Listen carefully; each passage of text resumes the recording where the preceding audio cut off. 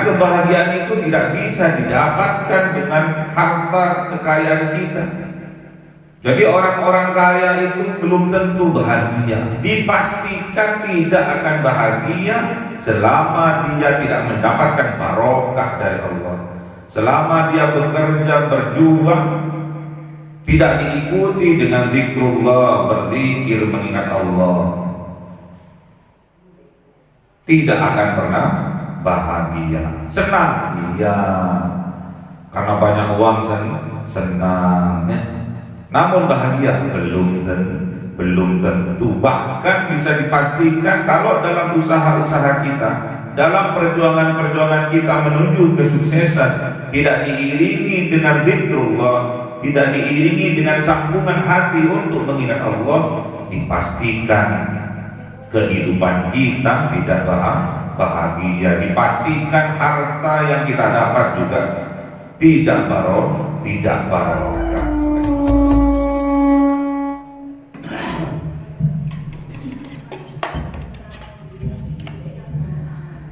Kalamun qadimul la yumallu sama'uhu tanazzaha an qawli wa bi'iyati bihi astawfi min kulli da'i wa nuruhu dalilul qalbi 'inda jahli faya rabbi matiyani bisirri hurufi wa nawwir bihi sam'i wa qalbi wa mu'alati wa habli bihi fatha wa ilma wa hikmatan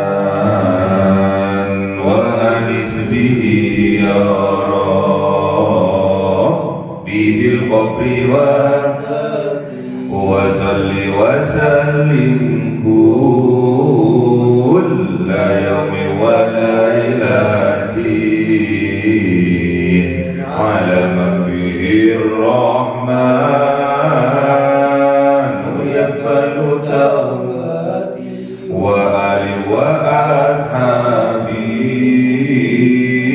kiramin a'immatin bihim yaghfirul ghaffaru dhanbi.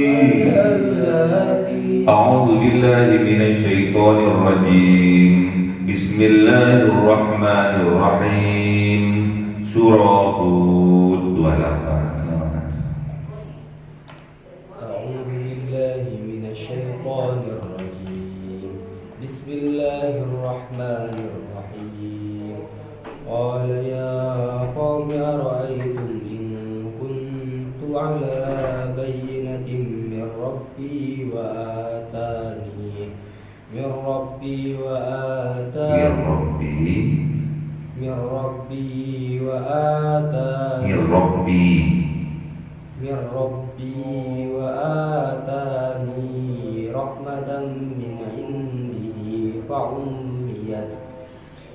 wa atani rahmatan min indihi fa'ummiyat alaikum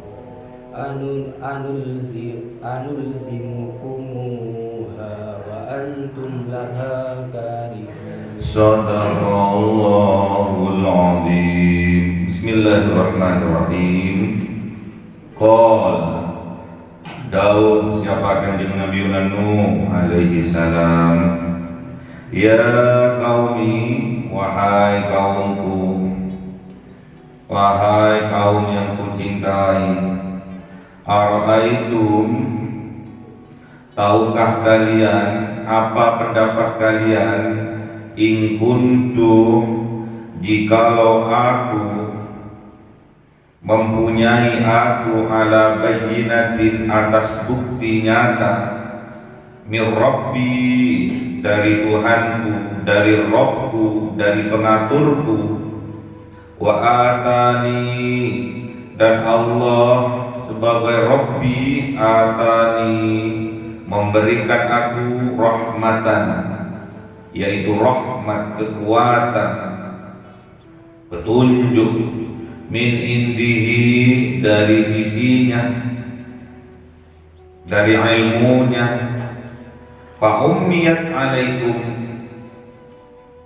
maka disamarkan rahmat itu alaikum, kepada kalian. Anulzimukumuha,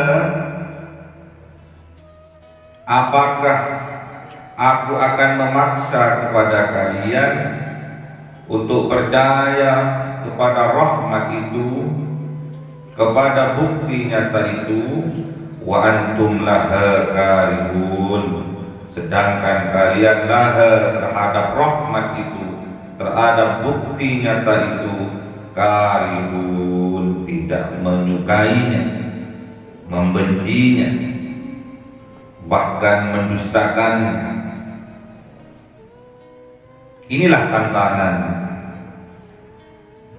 kepada Kanjeng Nabi Nuh alaihissalam.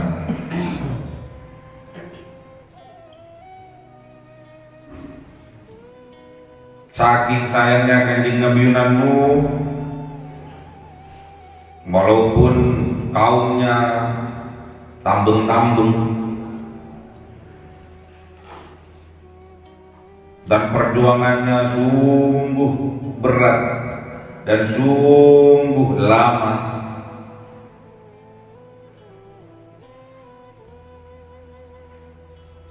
tidak banyak yang menjadi pengikutnya Kanjeng Nabi Nuh alaihissalam.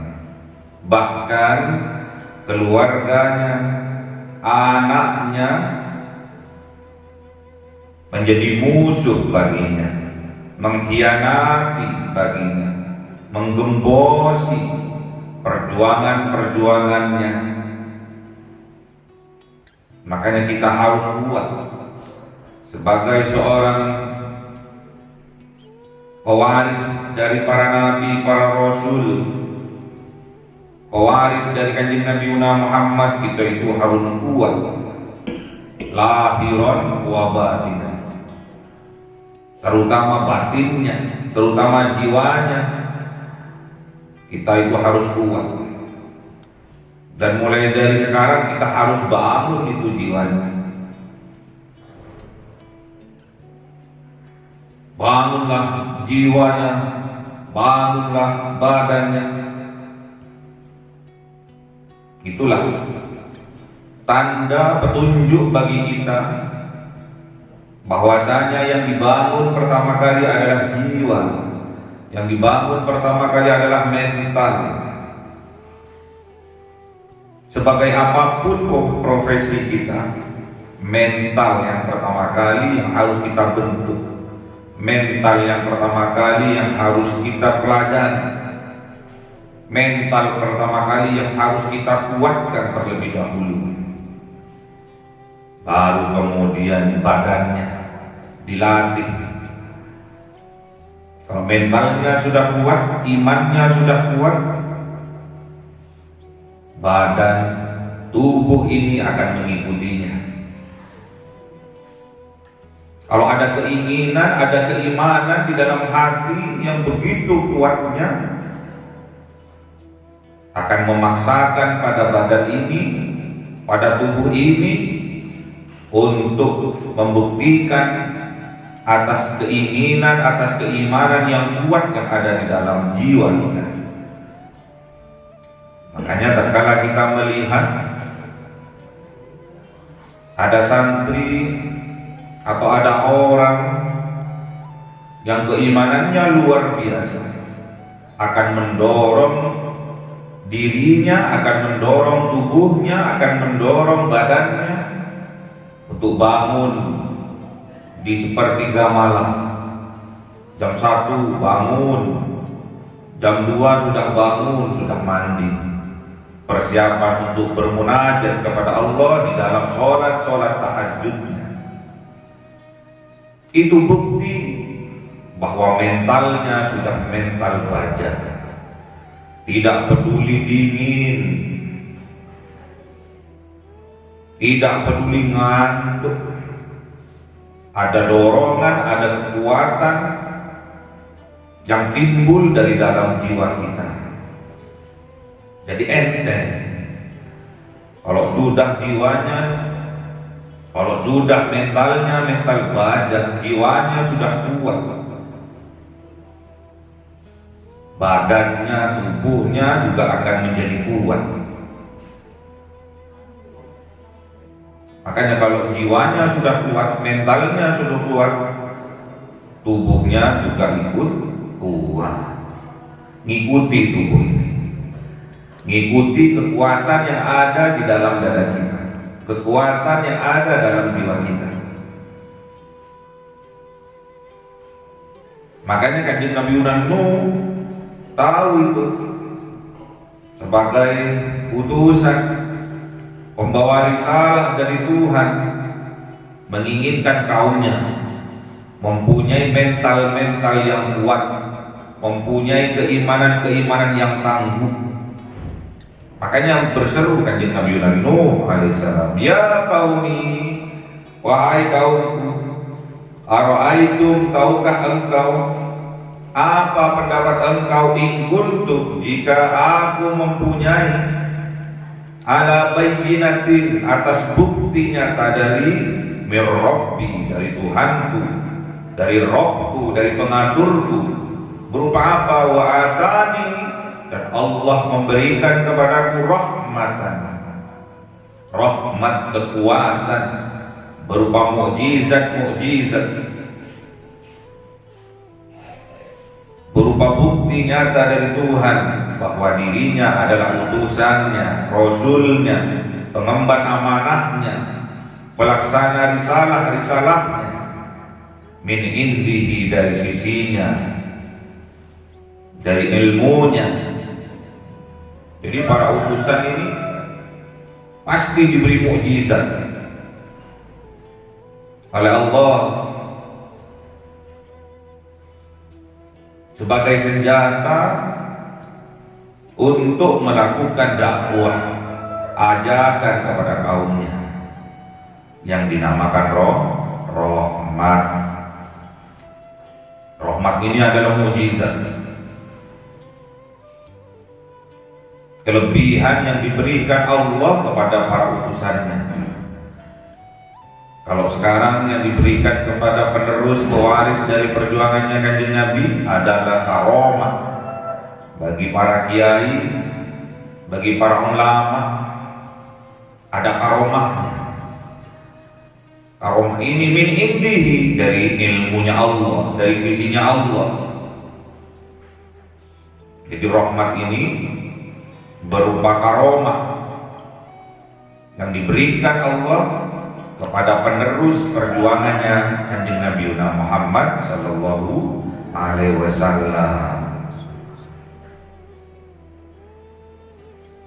Wa wajada 'abdan min ibadina atainahu rahmatan min indina wa 'allamnahu min ladunna ilma. Ilmu laduni juga rahmat dari Allah, sama dari indina, dari sisi kami.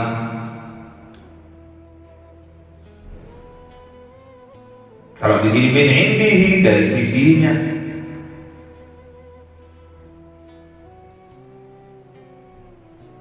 Namun apa yang terjadi? Fa ummiyat alaikum.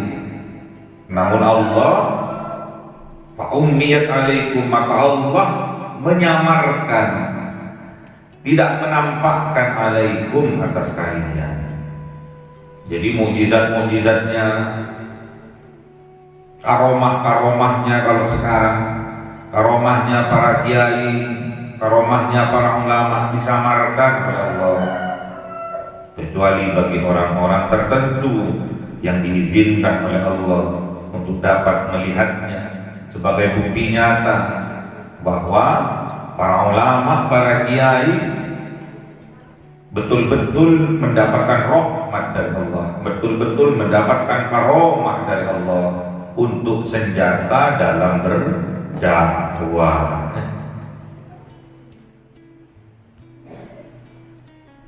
Disamarkan oleh Allah.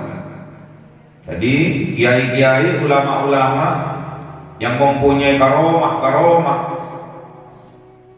mempunyai kelebihan dari sisi Allah yang diberikan oleh Allah, fa ummiyat alaikum, maka oleh Allah disamarkan, tidak ditampakkan kepada halayak umum kecuali orang-orang tertentu yang diizinkan untuk melihatnya sebagai bukti nyata bahwa kiai tersebut, ulama tersebut mendapatkan rahmat dari Allah, menjadi wali-walinya Allah.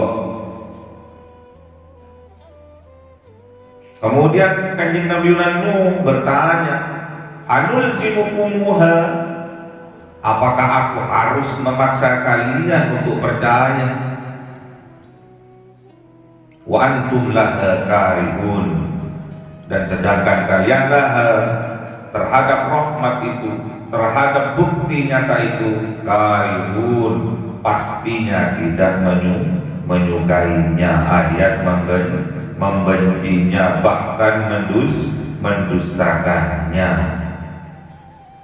Sama seperti Al-Quran, mukjizat terbesar yang diberikan Allah kepada Kanjeng Nabi Muhammad beserta umatnya. Namun tatkala Al-Quran menabrak dirinya, memperingati dirinya, menasihati dirinya atas tindakan-tindakannya, atas kemaksiatan-kemaksiatannya, namun kadang kita karihun, termasuk kelompok yang tidak senang tatkala Al-Quran dibacakan, dinasihatkan kepada diri kita. Gengsi. Makanya hati-hati. Al-Quran ini bisa memudahkan kita menuju jalannya Allah, memudahkan kita untuk mendekat kepada Allah. Bahkan sebaliknya,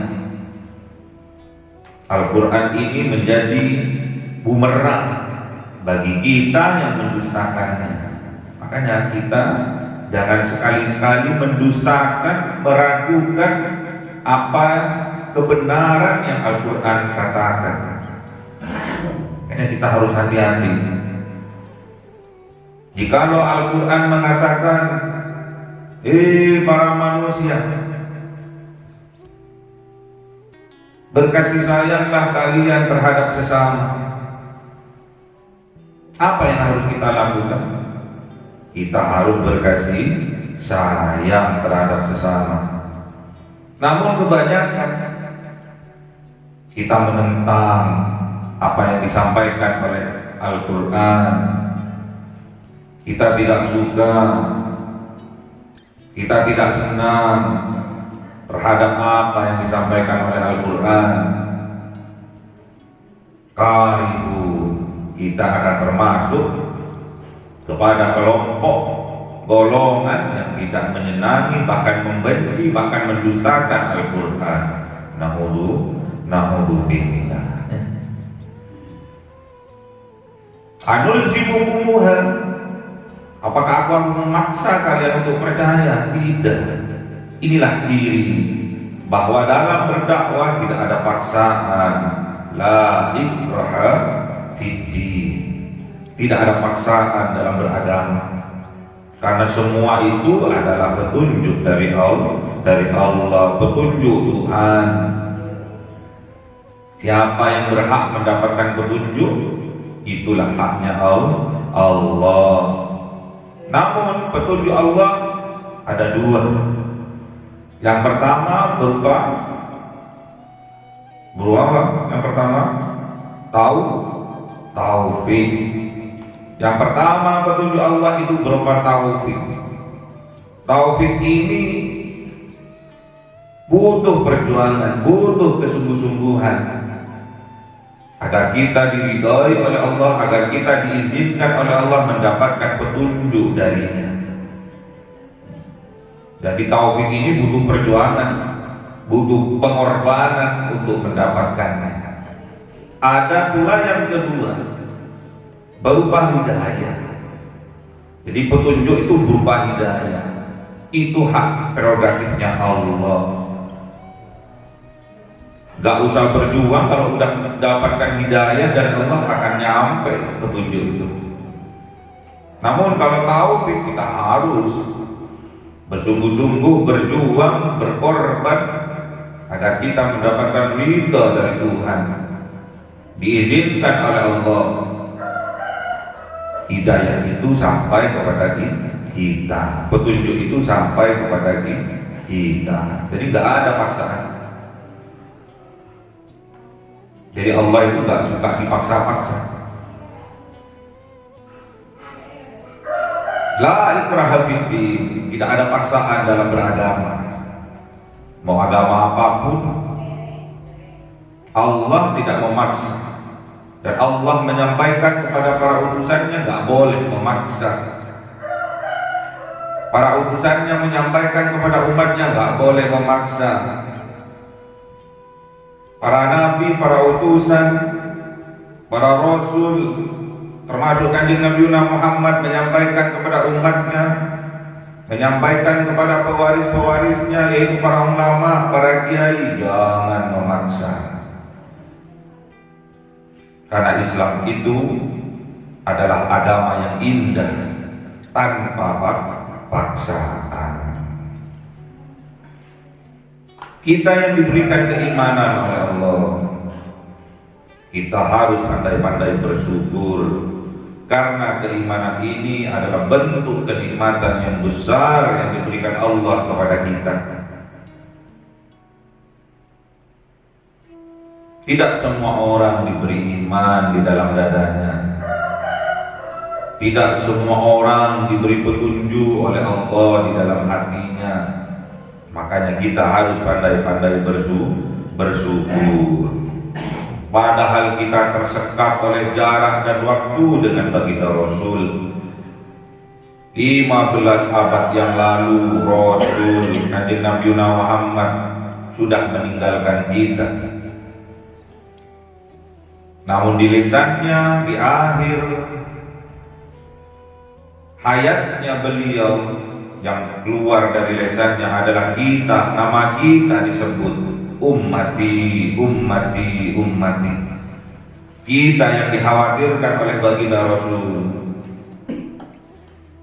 Dijawab oleh Allah, umatnya engkau, umatnya kanjeng Nabi Muhammad tidak akan pernah ditinggalkan oleh Allah. Allah akan mewariskan dari para rasul-rasul, dari para nabi, termasuk dari kanjeng Nabi Muhammad. Allah akan menjadikan pewaris-pewarisnya, yaitu para ulama, para kiai. Pegang itu, karena ulama ini pewaris dari para nabi. Al ulama'u warasatul anbiya. Pegang, pasti mereka mempunyai bukti nyata berupa keimanan kepada Allah. Pasti mereka mendapatkan rahmat, karomah dari Allah.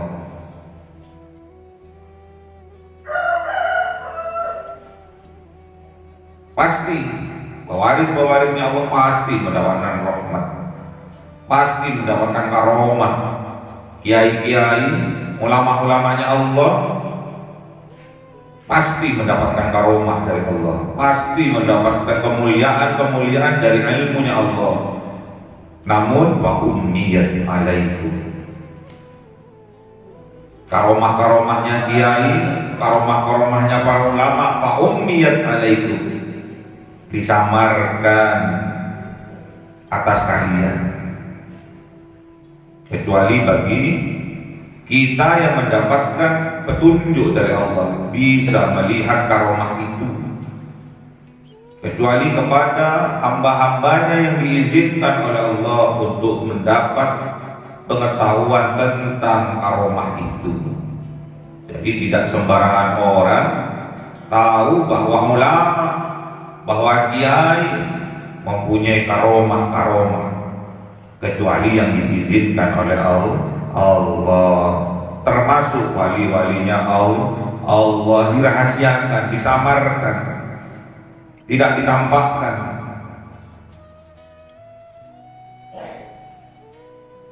Makanya anulzimukumuha, tidak ada paksaan.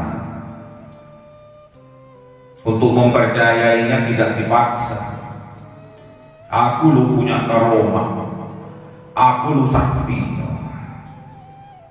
Tidak ada paksaan. Diceritakan pada zamannya Wali Songo, pada zamannya Mbah Sunan Bonang, tatkala mau berdakwah ke pelosok desa, kemudian dicegat oleh perampok karena di jari jemarinya Sunan Bonang ada cincin yang terbuat dari emas. Juga tongkatnya Sunan Bonang, tongkatnya Mbah Sunan Bonang juga terbuat dari emas dan permata. Namun seketika itu dirampok oleh siapa? Kanjeng Sunan Kalijogo, ya. Oleh Raden Sahid dirampok. Tatkala dicegat, ditanyakan oleh Mbah Sunan Bonang, pemuda, apa yang kau inginkan? Aku ingin merampok, ingin mengambil paksa emas-emas, berlian-berlian yang kau punya. Oh, jangan kalau ini. Itu lu. Pohon apa? Pohon apa? Aren. Pohon aren dituting oleh Mbah Sunan Bonang, berubah menjadi emas, berubah menjadi permata. Setelah dituting jadi emas, lupa. Raden Sahid lupa, silau dengan gemerlapnya dunia. Diambillah emas berlian yang disulap oleh Mbah Sunan Bonang menjadi emas dan permata itu, dan ditinggalkan oleh Mbah Sunan Bonang.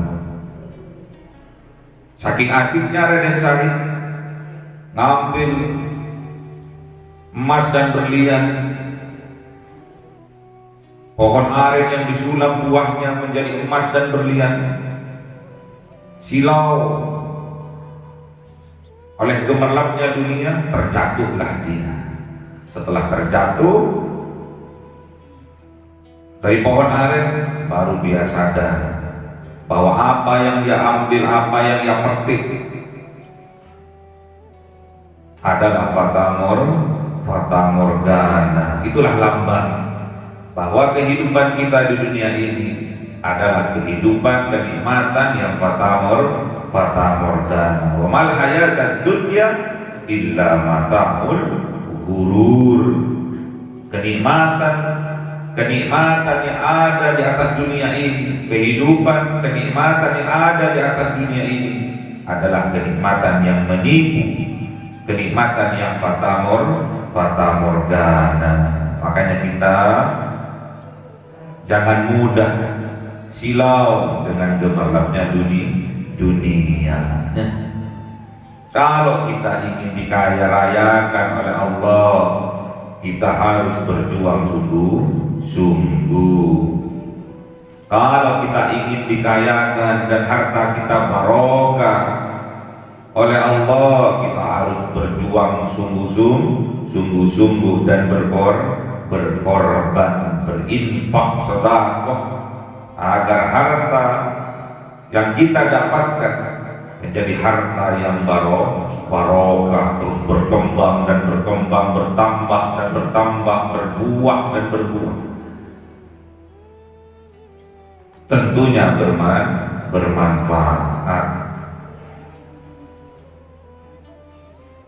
Siapapun bisa sukses. Makanya kita nggak boleh sempit dalam pemikiran.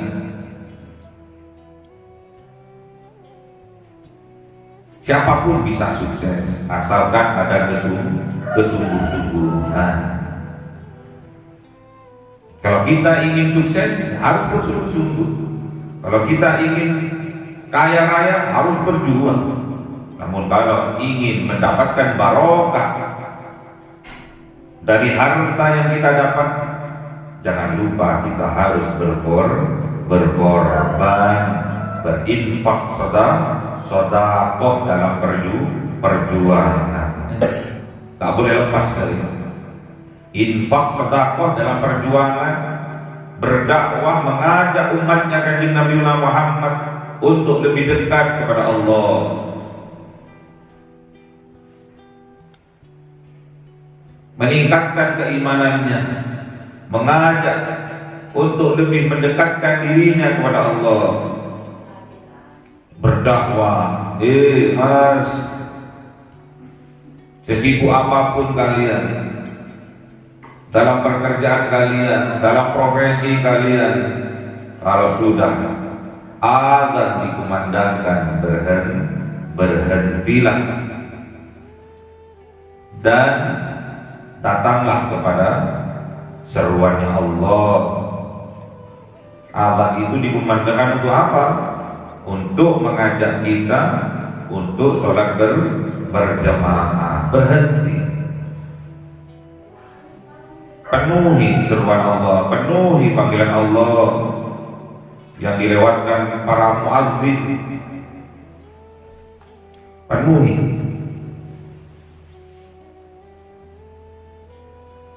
Itulah perisai agar kita tidak silau dengan gemerlapnya dunia. Harta yang kita dapatkan barokah. Dengan keberkahan itu, dengan barokah itu, menyebabkan hidup kita bahagia, sejahtera.